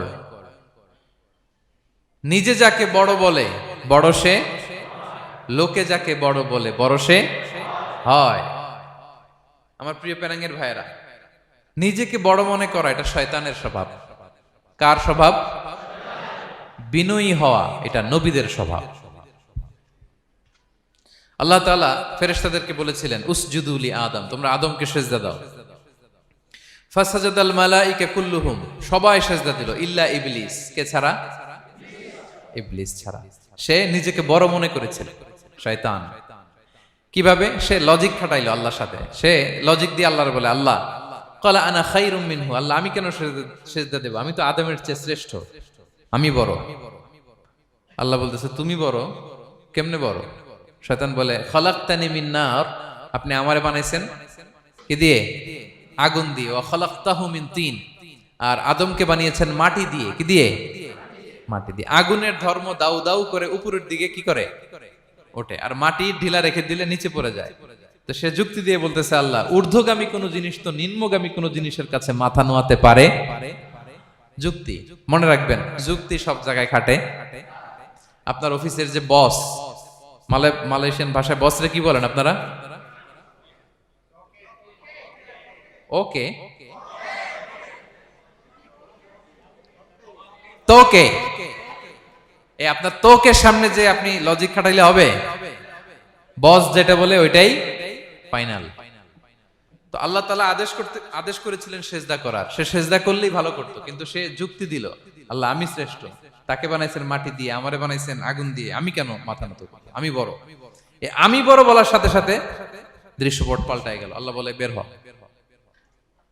ফাখরুজ, বের হ, তুমি অভিশপ্ত, তুমি লানত প্রাপ্ত, তোমার স্থান হবে জাহান্নাম। তুমি নিজেকে বড় মনে করেছো, তাইলে বড় মনে করা এটা শয়তানের স্বভাব। কার স্বভাব? তা আমরা নিজেকে বড় মনে করব কখনো? আরো জোরে বলেন, করব? বিষ্ণু ঈসা ইসলাম নিজে নিজে ছোট থাকতে চাইতেন। তিনি দোয়ায় বলতেন, আল্লাহুম্মা জাআলনি ফি আইনি সাগীরা ওয়া ফি আ'য়ুনিন নাসি কাবীরা। আল্লাহ, আমার চোখে আপনি আমারে ছোট বানান, আল্লাহ মানুষের চোখে আপনি আমারে বড় বানান। বিশ্বনবী নিজের চোখে নিজে ছোট থাকতেন, কিন্তু গোটা বিশ্বের মানুষের চোখে বড় হয়েছেন না? কত বড়? রাফা'না লাকা যিকরাক। আল্লাহ বলে, আমি যেখানে অতটুক পর্যন্ত উঠাইছি আপনারে। কোন নবীর নিচে উপরে? কথা বলেন, কোন নবীকে শেষ পর্যন্ত উঠাইছে? সুবহানাল্লাহ। নবী হে, আমি যদ্দূর আপনার উঠাইছে অদ্দূর, ওই পর্যন্ত নিয়ে গেছে সাক্ষাতের জন্য। সুবহানাল্লাহ। প্রত্যেক নামাজে বিশ্বনবীর উপর দুরূদ আছে না নাই? কিয়ামত পর্যন্ত বিশ্বনবীর প্রতি ভালোবাসা আমাদের পক্ষ থেকে আছে না নাই? আছে। আল্লাহ তাআলা ওনাকে বড় করেছেন। এজন্য নিজের চোখে আমরা নিজে ছোট থাকবো। আপনি যদি বড় হন, এটা মানুষ বলবে। কে বলবে? নাকি আপনিই বলবেন? বলা যাবে না। এবং বিষ্ণু ঈসা ইসলাম কিছু টেকনিক আমাদের শিখিয়েছেন, কিছু টেকনিক আমাদের জানিয়েছেন। এই কাজ করলে তোমরা অহংকার থেকে মুক্ত থাকতে পারবে। এর মধ্যে একটা হচ্ছে আগে আগে সালাম দেওয়া। তিনি বলেন, আল বাদিউ বিসসালামি বারিউম মিনাল কিবর, যে আগে আগে সালাম দেয় তার হৃদয় থেকে আল্লাহ অহংকার তুলে নেয়। আগে সালাম দিয়ে পারবেন? ফোন করলেই আগে কি বলবেন? বাসায় ঢুকেই আগে কি বলবেন? স্ত্রীকে আগে সালাম দিবেন, বন্ধুকে আগে সালাম দিবেন, বাসার কাজের লোকটাকে আগে সালাম দিবেন, আপনার ড্রাইভারকে আগে সালাম দিবেন, বাসার দারোয়ানটারে আগে সালাম দিবেন। ফকির একটা আসলে আপনি সালাম দিয়ে ফেলবেন। পারবেন? হৃদয় থেকে অহংকার ফেলে দিবে কে? আগে আগে আমরা সালাম দিব। এবং তার চেয়ে ভয়ঙ্কর কথা হচ্ছে, বিষ্ণু ইসলাম বলেন যে লা ইয়াদখুলুল জান্নাতা মান কানা ফি কলবিহি মিসকালু হাববাতি খারদাল মিন কিবর, যার হৃদয়ে সরিষার দানা পরিমাণ অহংকার থাকে, ওই ব্যক্তি কশিনকালেও আল্লাহর জান্নাতে প্রবেশ করার সুযোগ পাবে না। কশিনকালেও পাবে না। এর কারণ অহংকার আল্লাহর চাদর। অহংকার কার চাদর? আল কিবরিয়া রিদাই ওয়াল আযামাতু ইজারি। আল্লাহ বলে, অহংকার আমার চাদর, বড়ত্ব আমার লুঙ্গি। যে এগুলো ধরে টান দেয় তারে আমি জাহান্নামে নিক্ষেপ করব। ফালা উবালি, ফালা উবালি, আই ডোন্ট কেয়ার। আমি ওদিকে কেয়ার করি না, আমি তারে জাহান্নামে ফেলবো। সো অহংকার আমাদের সাজে না। আমি শুরুতেই তো বললাম, আমাদের লাইফ সার্কেলটা একটু দেখাইলাম না, যে ছিলাম কই, অস্তিত্বহীন থেকে দয়া করে মায়া করে তিনি আমাকে অস্তিত্বে এনেছেন। কত ছোট্ট, কত ক্ষুদ্র, কত নগণ্য, কত দুর্বল ছিলাম আমরা। আবার যৌবনের একটা পিরিয়ড কাটিয়ে, যৌবনের সময় তো কতটা দুর্বলতা বললাম, আবার সে দুর্বল, মানে দুর্বল থেকে দুর্বল। এই হচ্ছে আমাদের লাইফ স্টোরি, লাইফ হিস্ট্রি। তাহলে অহংকার আমাদের সাজে। অহংকার তার সাজে যার কোনো ক্ষয় নাই, যার কোনো লয় নাই, যার কোনো অভাব নাই। হ্যাঁ, গোটা বিশ্ব তার মুখাপেক্ষী, তিনি কারো মুখাপেক্ষী না, ঠিক কিনা? গোটা বিশ্ব তার কাছে ঠেকা, তিনি কারো কাছে ঠেকা না, ঠিক কিনা? গোটা বিশ্ব তাদের সার্ভাইভালের জন্য তার প্রতি মুখ থুবড়ে পড়ে থাকে, তিনি কারোর জন্য বসে থাকা লাগে। অহংকার সাজে তার। আর এই আল্লাহর অহংকারের চাদর ধরে যে টান দেয়, আল্লাহ বলে, ওরা আমি জাহান্নামে ফেলবো, আর তাদেরকে আমি পছন্দ করি না। আল্লাহ তাআলা অহংকারীদেরকে পছন্দ করেন না। তাহলে অহংকারকেও আমরা না বলে দিব, নো বলবো, নো। আওয়াজ করে বলেন নো। শুধু মুখে মুখে নো নাকি অন্তর থেকে? এই তো আজকের দিওয়ান কুলিয়ার বাইরে ফেলে দিছি আমরা অহংকার। কি বলেন পেনাঙ্গের ভাইরা? আর অহংকার করব? আপনি বিনয়ী হন। মান তাওয়াদা তারাফা। বিষ্ণু বলেন, যে নিচু হয় আল্লাহ ওর টাইনা উঁচু করে। আপনি বিনয়ী হবেন, আল্লাহ আপনার উঁচু করবে। আর আপনি উঠতে চাবেন, এক থাপ্পড় মেরে জমিনে আল্লাহ মিশাই দিবে। এজন্য বড়ত্ব, দাম্ভিকতা এটা আল্লাহর পোশাক। আমরা যেন তার পোশাক ধরে টান না দেই, এই পয়েন্টটা কি সবার কাছে ক্লিয়ার? আচ্ছা, কয়টা গেল? এক নম্বরে কি ছিল? হ্যাঁ, সীমা লঙ্ঘনকারীকে আল্লাহ তাআলা পছন্দ করেন না। দুই নাম্বার, এই তো মনে রাখছেন, মাশাআল্লাহ, অনেক এনার্জেটিক অডিয়েন্স, খেয়াল রাখছে। আর শুরুতে বলছিলাম তো, মনে রেখে দিছে, এজন্য যে ধরবে তো মাঝখানে। আচ্ছা, জালিমকে আল্লাহ পছন্দ করেন না। এইমাত্র যেটা বললাম, 3 নাম্বার, অহংকারী ব্যক্তিকে আল্লাহ পছন্দ করেন না। 4 নাম্বার হচ্ছে অপচয়কারী বা অপব্যয়কারী। অপচয়কারী বা অপব্যয়কারী, এই শ্রেণীর ব্যক্তিকে আল্লাহ তাআলা পছন্দ করেন। আল্লাহ বলেন, কুলু ওয়াশরাবু ওয়ালা তুসরিফু, তোমরা খাও পান করো, কিন্তু ওয়ালা তুসরিফু, তোমরা অপব্যয় করো না। ইন্নাহু লা ইউহিব্বুল মুসরিফিন, আল্লাহ তাআলা অপব্যয়কারীকে পছন্দ করেন না। অপচয়, প্রয়োজন নাই তারপরও খরচ, অপ্রয়োজনীয় খরচ, এটা আল্লাহ পছন্দ করেন না। ইভেন কি দানের ক্ষেত্রেও, আপনি যে দান করবেন, এখানেও ভারসাম্যপূর্ণ দানের কথা বলা হয়েছে। আল্লাহ বলছেন, ওয়াল্লাযীনা ইযা আনফাকু লাম ইউসরিফু ওয়া লাম ইয়াকতুরু ওয়া কানা বাইনা যালিকা কাওয়ামা, যারা দান করে, দানের ক্ষেত্রে কৃপণতাও করে না, আবার সব দিয়ে দেন। যেমন আপনার ছেলের স্কুলের বেতন দিতে হবে, ফ্যামিলির খরচ আছে, এটা আছে সেটা আছে, কিন্তু আপনি বেতনে সব দিয়ে দিলেন একজনকে, তো আপনি চলবেন কেমনে? দেয়া যাবে না, ভারসাম্যপূর্ণ হয় নাই, ভারসাম্যপূর্ণ হইতে হবে। তাহলে অপচয়টা আল্লাহ তাআলা পছন্দ করেন না। বিষ্ণু ইসলাম বলেছেন, কুলু ওয়াশরাবু, খাও পান করো, ওয়া তাসাদ্দাকু, দান করো, ওয়ালবাসু, যা মনে চায় পরিধান করো। ভালো পোশাক পরিধান করে আপনি আল্লাহ শুকর করবেন, কোনো অসুবিধা নেই, কিন্তু শর্ত হচ্ছে মা লাম ইউখালিতুহু ইসরাফ, এটার মধ্যে কোন ধরনের অপচয় অপব্যয় থাকতে পারবে, আও মাখিলা, অথবা বড়ত্ব থাকতে পারবে না। তাহলে 4 নম্বরে আমরা জানলাম যে অপচয়কারীকে আল্লাহ তাআলা পছন্দ করেন না। শুধু এখানেই শেষ না, আল্লাহ তাআলা অপচয়কারীকে শয়তানের ভাইয়ের সাথে তুলনা করেছেন। কার ভাই? আল্লাহ বলেন, ওয়ালা তুবাযযির তাবযীরা, তোমরা অপচয় করো না, কারণ ইন্নাল মুবাযযিরিনা কানু ইখওয়ানা শায়াতিন, অপচয়কারী কার ভাই? ওয়া কানা শাইতানু লিরাব্বিহি কাফুরা, শয়তান তার প্রভুর ব্যাপারে অকৃতজ্ঞ। তাহলে আমরা জানলাম অপচয়কারী কার ভাই? আচ্ছা বলেন তো, বুঝে শুনে উত্তর দিন, যিনি শয়তানের ভাই উনি নিজেও একটা কি? বলে ফেলছেন আপনারাই, আমি আর কি বলবো। যারা আল্লাহ শয়তানের ভাই বানাইছে ও নিজেও একটা কি? তাহলে এটা যেন আমরা না করি, আমরা যেন পরিমিতি বোধ যেন আমাদের ব্যয়ের ভেতরে থাকে। এই আয়াতগুলোতে আমরা দুইটা শব্দ পাই, একটা ইসরাফ আর একটা তাবযীর।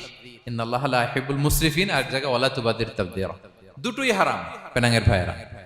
পার্থক্যটা কি? পার্থক্য হচ্ছে, ইসরাফ মানে হচ্ছে বৈধ বা হালাল কোনো ক্ষেত্রে প্রয়োজনাতিরিক্ত ব্যয় করা, হালাল হালাল, কিন্তু আপনি অতিরিক্ত খরচ করছেন। বাসায় আম লাগবে 2 কেজি, কয় কেজি? 2 কেজি হলে সুন্দর খাওয়া যায়, নিয়ে আসছেন 10 কেজি, কয় কেজি? 3 দিন পরে এগুলো পচে টচে নষ্ট হয়েছে, অপচয় হয়েছে না? কিন্তু আম কিনা হালাল না হারাম? আম খাওয়া হালাল না হারাম? তাহলে এই যে হালাল জিনিসে প্রয়োজনাতিরিক্ত যে খরচ করছেন, এটাকে বলে ইসরাফ, এটা নিষেধ। আরেকটা আল্লাহ যেটা আরো ভয়ঙ্কর, শয়তানের ভাই বানাইছে আল্লাহ যে কারণে, ওটার বলে তাবযীর। ওটা কি? তাবযীর হচ্ছে অবৈধ বা হারাম কোনো ক্ষেত্রে প্রয়োজনাতিরিক্ত ব্যয় করা। এমনি কাজটা হারাম। এমনি কাজটা কি? বলেন তো, মদ খাওয়া কি? এখন ট্রাক ভর্তি করে মদ নিয়ে আসছেন। নাচানাচির অনুষ্ঠানে ফান্ডিং করা কি? অশ্লীলতা, নৃত্য প্রদর্শনের একটা প্রোগ্রাম হবে নারীদের, এটাতে ফান্ডিং করাটা কি? হারাম। এখানে আপনি হাত খুলে দান করছেন, এটারে বলে তাবযীর। তাহলে ইসরাফও হারাম, তাবযীরও হারাম। দুইটার মধ্যে বেশি হারাম হচ্ছে তাবযীর, যে তাবযীরের কারণে আল্লাহ তাআলা তাকে শয়তানের ভাই বলেছেন। তাহলে অপচয়ের সাথে আমাদের কোনো সম্পর্ক, আমরা একটু গলা ফাটিয়ে অপচয়কে নো বলে দিব, আওয়াজ করে বলেন নো। আজকে থেকে আর কোনো অপচয় নাই, আজকে থেকে অপচয় নাই। বিষ্ণু সাল্লাল্লাহু ইসলাম একবার আম্মাজান আয়েশা রাদিয়াল্লাহু তাআলা আনহার ঘরে ঢুকলেন। ফাওয়াজাদা কিসরাতা খুবজিন মুলকাতিন আলাল আরদ, আম্মাজান আয়েশার ঘরে ঢুকেই দেখলেন এক টুকরো রুটি মাটিতে পড়ে আছে। কোথায় পড়ে আছে? ফাগাদিবান নবী সাল্লাল্লাহু আলাইহি ওয়াসাল্লাম রেগে গেলেন, তিনি রাগান্বিত হলেন, প্রচন্ড রেগে গেলেন। রেগে আম্মাজান আয়েশাকে বললেন, আয়েশা, এই যে আল্লাহর রিজকে তুমি নষ্ট করছো, আল্লাহর রিজিকের মূল্যায়ন করতে শেখো আয়েশা। কোনো ঘরে যদি আল্লাহর রিজিক আসে আর ওই রিজিককে যদি মূল্যায়ন করা না হয়, তাহলে সে রিজিক আর এই ঘরে আসে না। কারণ এই রুটিটা খেয়েই তো তুমি বেঁচেছিলা, ঠিক কিনা? আজকে আমরা যেই রুটিটা, যেই ভাতগুলো ফেলে দিয়ে ডাস্টবিনে, এতটুকু খাইলে আমার কাশ্মীরের ভাইরা বেঁচে যাবে, এতটুকু পাইলেই আমার ফিলিস্তিনের ভাইরা বেঁচে যায়, এতটুকু পেলেই ওই ডাস্টবিনে মারামারি করে যারা খাবার খোঁজে ওরা বেঁচে যায়, ঠিক কিনা?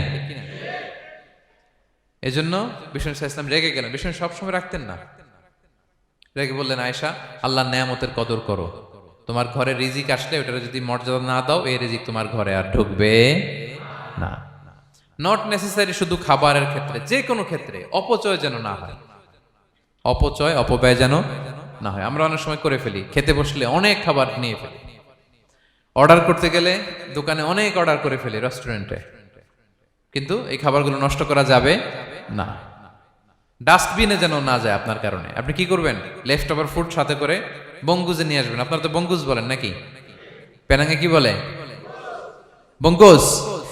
হ্যাঁ, টেক অ্যাওয়ে বা বঙ্কুজ বললে ওরা বঙ্কুজ দিবে, নিয়ে আসবেন, বাসায় এনে রাতে খাবেন, তারপরের দিন খাবেন, অথবা কাউকে দিয়ে দিবেন, কিন্তু খাবার নষ্ট করা চলবে। কারণ ইন্নাল্লাহা লা ইউহিব্বুল মুসরিফিন, আল্লাহ তাআলা অপচয়কারীকে পছন্দ করেন। কথাটা কি বুঝতে পেরেছেন সবাই? আচ্ছা, কয়টা গেল? আর বাকি রইল কয়টা? 5 নাম্বার, খেয়ানতকারী। আমানতের খেয়ানত যে করে, বা বিশ্বাসঘাতক আমানতের খেয়ানত যে করে। অনেক লম্বা কথা, আমি যেহেতু সময় কম শেষ করে দিচ্ছি। ইন্নাল্লাহা লা ইউহিব্বুল খাইনিন, আল্লাহ তাআলা খেয়ানতকারীকে পছন্দ করেন। বিশ্বাসঘাতকতা যে করে, আল্লাহর কথা বাদ দেন, আমাদের সমাজে বলেন, কেউ যদি বিশ্বাসঘাতকতা করে আমরা পছন্দ করব না, তাকে কেউ পছন্দ করে না। ইন্নাল্লাহা লা ইউহিব্বু মান কানা খাওয়ানান আসিমা, পাপী খেয়ানতকারীকে আল্লাহ পছন্দ করেন না। এবং মুনাফিকের আলামত রাসূল সাল্লাল্লাহু আলাইহি ওয়াসাল্লাম বলেছেন, কি দেখে মুনাফিক চিনবা? তিনি বলেছেন 3 জিনিস দেখে মুনাফিক চিনবা। 1, ইযা হাদ্দাসা কাযাবা, মুনাফিক কথা বললে মিথ্যা বলে। কথা বললে কি করে? ওয়া ইযা ওয়াআদা আখলাফা, ওয়াদা করলে খেলাফ করে। 3 নম্বরে ওয়া ইযা তুমিনা খানা, মুনাফিকের কাছে আমানত রাখলে খেয়ানত করে। আমানতের খেয়ানত, এটা মুনাফিকের আলামত। শুধু মুনাফিকের আলামতই না, এটা কিয়ামতের একটা আলামত। আল্লাহ বলেন, ইন্নাল্লাহা ইয়া'মুরুকুম আন তুআদ্দুল আমানাতি ইলা আহলিহা, আল্লাহ তাআলা আদেশ করেছেন আমানতের যে হকদার তার হাতে তার আমানত পৌঁছে দাও। আদেশটা কার? সবাই বলুন, আদেশ কার? আল্লাহর। আমানতের খেয়ানত এটা মুনাফিকের আলামত এবং কিয়ামতের আলামত। এক বেদুইন এসে রাসূল সাল্লাল্লাহু আলাইহি ওয়াসাল্লামকে বলল, ইয়া রাসূলুল্লাহ, মাতা সাআ, কিয়ামত কবে হবে? কি কবে হবে? কিয়ামত কবে হবে? রাসূল সাল্লাল্লাহু আলাইহি ওয়াসাল্লাম বললেন, ইযা দুইয়াতিল আমানাতু ফান্তাযিরিস সাআ, যখন আমানতের খেয়ানত শুরু হবে সমাজে, তখনই কিয়ামত হবে। সে বলল, ইয়া রাসূলুল্লাহ, কাইফা ইদাআতুহা, আমানতের খেয়ানত আবার কেমনে হয়?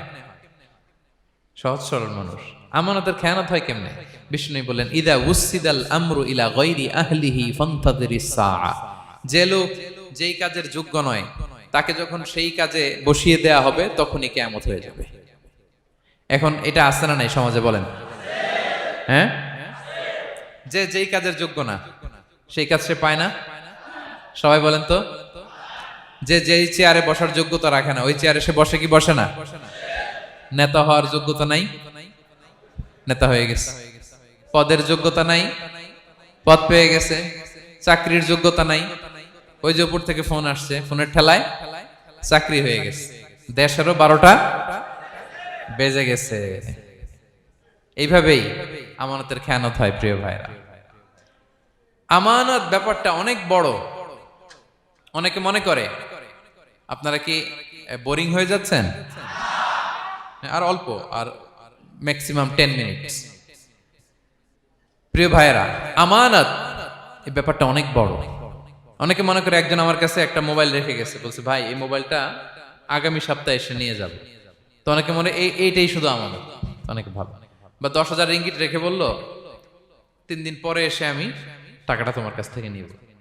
তো আপনি দিয়ে দিলেন, এটা তো আমানতদার হলেনি। কিন্তু শুধু এতটুকু আমানত নয় প্রিয় ভাইয়েরা আমার। আল্লাহ তাআলা আমাদেরকে যা দান করেছেন তার সবই আমানত, সবকিছুই আমানত। এই যে আমাকে আল্লাহ জ্ঞান দিয়েছেন, এই জ্ঞানটা আমানত। যাদেরকে আল্লাহ পরিচিতি দিয়েছেন, পরিচিতি এটা আমানত।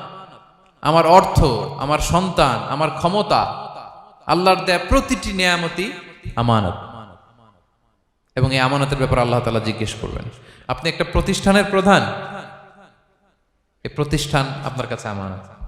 আপনি মসজিদের সভাপতি, এই মসজিদ আপনার কাছে আমানত। আপনি চেয়ারম্যান, এই ইউনিয়ন পরিষদটা আপনার কাছে আমানত। কি বলেন? আপনি MP, member of the parliament, এই নির্বাচনী এলাকাটা আপনার কাছে আমানত। আপনি রাষ্ট্রপ্রধান, পুরো রাষ্ট্রের প্রতিটি ইঞ্চি আপনার কাছে কি? এই আমানতের খেয়ানত যখন হবে, বিষ্ণু বললেন তখনই কিয়ামতের অপেক্ষা করো, ফান্তাজির সাআহ, কিয়ামত হয়ে যাবে। তাহলে খেয়ানতকারীকে আল্লাহ তাআলা পছন্দ করেন না, আমানতের খেয়ানতকে পছন্দ করেন না। আর আমানত এটা ব্যাপক বিষয়। আমার জ্ঞান, আমার ক্ষমতা, আমার পরিচিতি, আমার সন্তান, আমার স্ত্রী, সবকিছু আমানত। এবং এগুলোর ব্যাপারে আল্লাহ তাআলা আমাদেরকে জিজ্ঞেস করবেন। কয়টা গেল? তাহলে খেয়ানতকে আমরা নো বলে দিব। আওয়াজ করে বলেন নো। একটা সাথে আমাদের সম্পর্ক নেই। 6 নম্বরে হচ্ছে ফাসাদ সৃষ্টিকারী, বিশৃঙ্খলা সৃষ্টিকারী। সমাজে যারা বিশৃঙ্খলা সৃষ্টি করে তাদেরকে আল্লাহ পছন্দ করেন না। আল্লাহ বলেন ইন্নাল্লাহা লা ইউহিব্বুল মুফসিদিন। আল্লাহ তাআলা ফাসাদ সৃষ্টিকারীদেরকে কখনো পছন্দ করেন না। সমাজে নানাভাবে, সামাজিকভাবে ফাসাদ, রাজনৈতিকভাবে ফাসাদ, অর্থনৈতিকভাবে ফাসাদ, এই যত ফাসাদ বিশৃঙ্খলা আছে এগুলোর হোতা যারা, তাদেরকে আল্লাহ পছন্দ করে না। নানাভাবে দেখবেন যে সমাজে অনেকে ফাসাদ সৃষ্টি করে। আমাদের বাংলাদেশে কিছুদিন আগে কাঁচামরিচের দাম বেড়ে গেছে না? কেমনে বাড়লো? নিশ্চয়ই কেউ সিন্ডিকেট করছে, নিশ্চয়ই কেউ মজুদদারি করছে, নিশ্চয়ই এখানে কেউ ফাসাদ তৈরি করছে, ঠিক কিনা? প্রতিটি সেক্টরে আপনি খুঁজে দেখবেন ফাসাদ, হ্যাঁ, মারামারি, বিশৃঙ্খলা, ফাসাদ। এই কিছুদিন আগে এক নির্বাচনের প্রার্থীকে ধরে পিটাইছে, সবাই দেখলাম আমরা, তাই না? এটা ফাসাদ হয়েছে না? বিশৃঙ্খলা হয়েছে না? এই আপনি যদি ধরে ধরে বলেন, পরিবারে, সমাজে, রাষ্ট্রে, অর্থনীতিতে, বাজারে, প্রতিটি জায়গায় ফাসাদ আছে না নাই? আল্লাহ তাআলা বলেন ইন্নাল্লাহা লা ইউহিব্বুল মুফসিদিন। এই ফাসাদ সৃষ্টিকারীকে আল্লাহ তাআলা পছন্দ করে না। মদিনাতে এই যে টিকিটের দাম, সুন্দর কথা বলছেন, টিকিটের দাম বাড়ায় যারা দেয়, সেম গোস টু দেম, তাদেরও একই কথা, ফাসাদ সৃষ্টিকারী আর মুফসিদুন। এই যে আমাদের হাজিদের এত টাকা লাগে কেন? 50,000 টাকার টিকিট হয়ে গেছে কয় লাখ? 2 লাখ, কয় 1 লাখ। হজে যারা গেছে 1,95,000 টাকা করে পড়ছে একজনের টিকিট। কিয়ামতের দিন আল্লাহর সুপ্রিম কোর্টের কাঠগড়ায় তোমাকে দাঁড়াতে হবে, পাই টু পাই সেদিন হিসেব নিয়ে আল্লাহ তাআলা ছাড়বেন, ঠিক কিনা? সেদিন হবে আসল খেলা। এখন তো আমরা মাইক পেলেই বলি খেলা হবে, কিন্তু আসল খেলা কবে? লক্ষ লক্ষ কোটি মানুষের সামনে আল্লাহ তাআলা আপনার এই গোমর ফাঁস করে দিবেন। আল্লাহ তাআলা আপনাকে অপমানিত করে ছাড়বেন। তাই কোনো ফাসাদের সাথে, বিশৃঙ্খলার সাথে মুমিনের কোনো সম্পর্ক থাকতে পারে না। মদিনায় মুনাফিকেরা এই ফাসাদ তৈরি করত। যখন তাদেরকে বলা হতো তোমরা ফাসাদ করো কেন, ওয়া ইযা কিলা লাহুম লা তুফসিদু ফিল আরদ ক্বালু ইন্নামা নাহনু মুসলিহুন।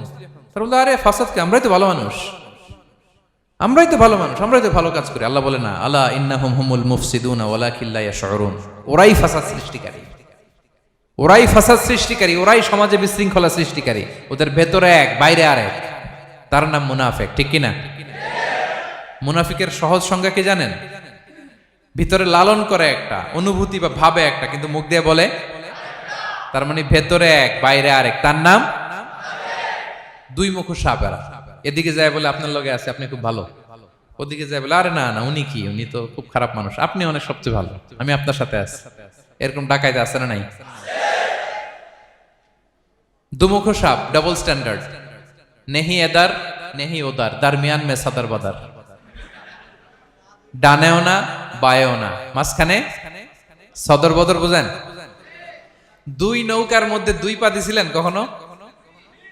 কয় দিছি। অবস্থা কি হয়েছিল তোমার বলো? হ্যাঁ, পয়রা গেছিল? পড়বে। দুই নৌকায় দুই পা দেওয়া যায় না, হয় এই পা এদিকে নিয়ে আসতে হবে, না ওদিকে চলে যেতে হবে। দুই পা দিলে এই উল্টায় পড়বে। মুনাফিকদের স্বভাব এটা, দুমুখ সাপ, ডাবল স্ট্যান্ডার্ড মেনটেন করে, টু ফেসড পার্সোনালিটি এরা। যেদিকে বৃষ্টি ওদিকে ছাতা, উপরে ফিটফাট, ভিতরে সদরঘাট। তাদেরকে যখন বলা হয় তোমরা ফাসাদ সৃষ্টি করো না, ওরা বলে আরে আমরাই তো ভালো। আল্লাহ বলে না, তোমরাই ফাসাদ সৃষ্টিকারী, তোমরা জানো না। তো এই ফিতনা ফাসাদকে আল্লাহ হত্যার চেয়েও জঘন্য বলেছেন। তিনি বলেছেন আল ফিতনাতু আকবারু মিনাল কতল। এই ফিতনা সৃষ্টি করা, সমাজে পণ্যের দাম বাড়ানো, কাঁচামরিচের দাম বাড়ানো, অন্যের হক নষ্ট করা, টিকিটের দাম বাড়ানো, মজুদদারি করা, সমাজের স্বাভাবিক সামাজিক রাজনৈতিক ভারসাম্য যারা নষ্ট করে, এগুলো সব মুফসিদুন। সব কি? মুফসিদুন, ফাসাদ সৃষ্টিকারী, ফিতনাবাজ। আকবারু মিনাল কতল, সমাজের স্বাভাবিক যে ধারা, এই ফ্লোটাকে তারা নষ্ট করে। এবং ফাসাদের মাধ্যমে যদি কারো ক্ষতি করে, কাউকে কেউ হত্যা করে, সেজন্য গোটা বিশ্বের সবাইকে হত্যা করবে। আল্লাহ বলেন মান কাতালা নাফসান বিগাইরি নাফসিন আও ফাসাদিন ফিল আরদি ফাকান্নামা কাতালান নাসা জামিআ। অন্যায়ভাবে ফাসাদের মাধ্যমে যখন কেউ কাউকে হত্যা করে, সেজন্য গোটা বিশ্বের সবাইকে হত্যা করে। আকবারু মিনাল কতল, ফিতনা এত বড় ভয়ঙ্কর পাপ। তো এই ফিতনার সাথে, ফাসাদের সাথে, ফাসাদ সৃষ্টি করা, বিশৃঙ্খলার সাথে আমাদের কোনো সম্পর্ক, কারণ ইসলাম শান্তির ধর্ম। কিসের ধর্ম? শান্তির ধর্ম।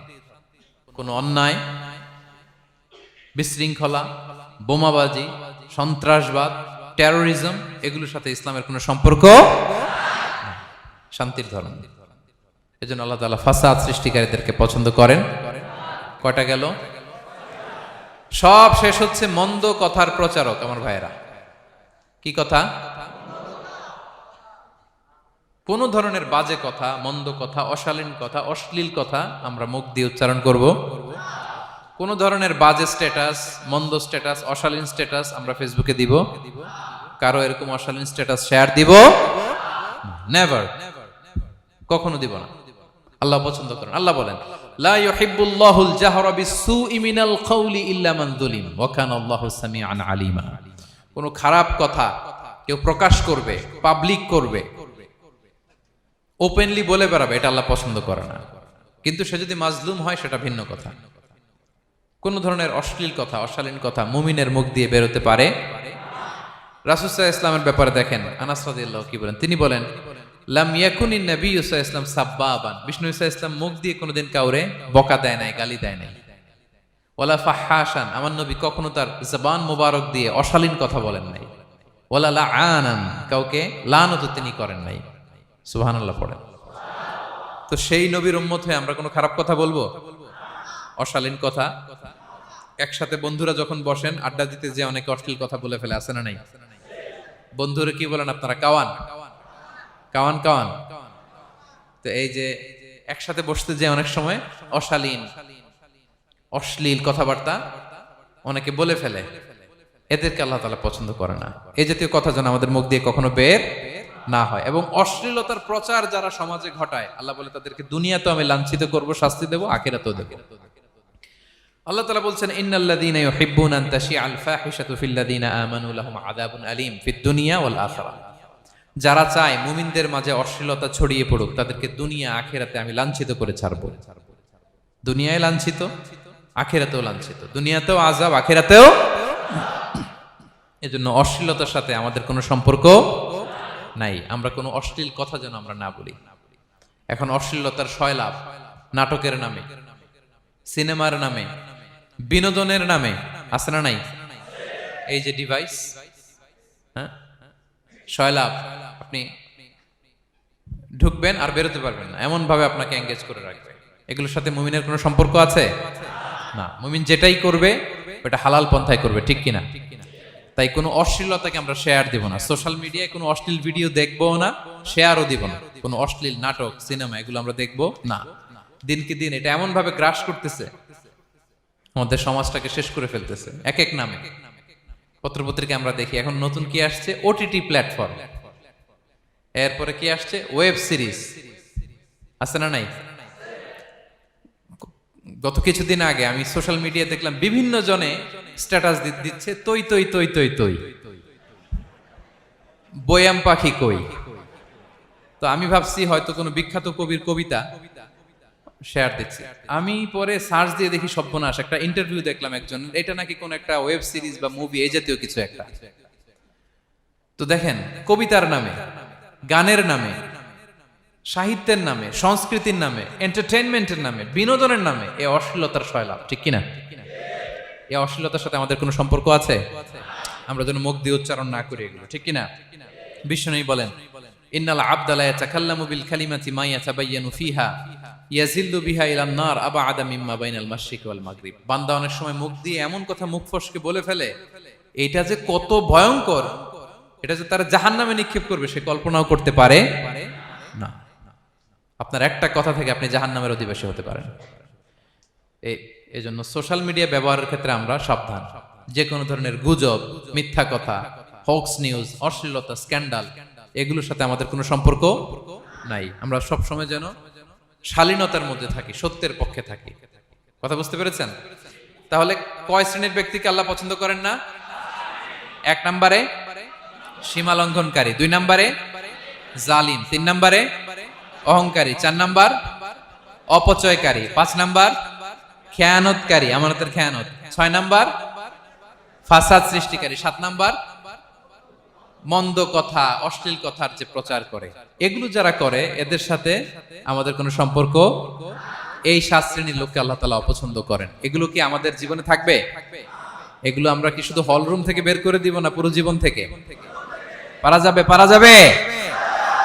আওয়াজ করে পড়ুন ইনশাআল্লাহ। পেনাঙ্গের ভাইরা, আল্লাহ তাআলা আমাদের সবাইকে কথাগুলো বোঝার ও আমল করার তৌফিক দান করুন। এই আলোচনা যেন আমাদের নাজাতের ওসিলা হয়। আমরা এখানে যেমনি বসলাম, আবারও যেন কোনো তাফসিরুল কোরআনের ময়দানে বসতে পারে, আল্লাহ তৌফিক দান করুন। হাযা মা ইনদি ওয়াল ইলমু ইনদাল্লাহ আলাইহি তাওয়াক্কালতু ওয়া ইলাইহি উনীব। ওয়াসসালামু আলাইকুম ওয়া রাহমাতুল্লাহি তাআলা।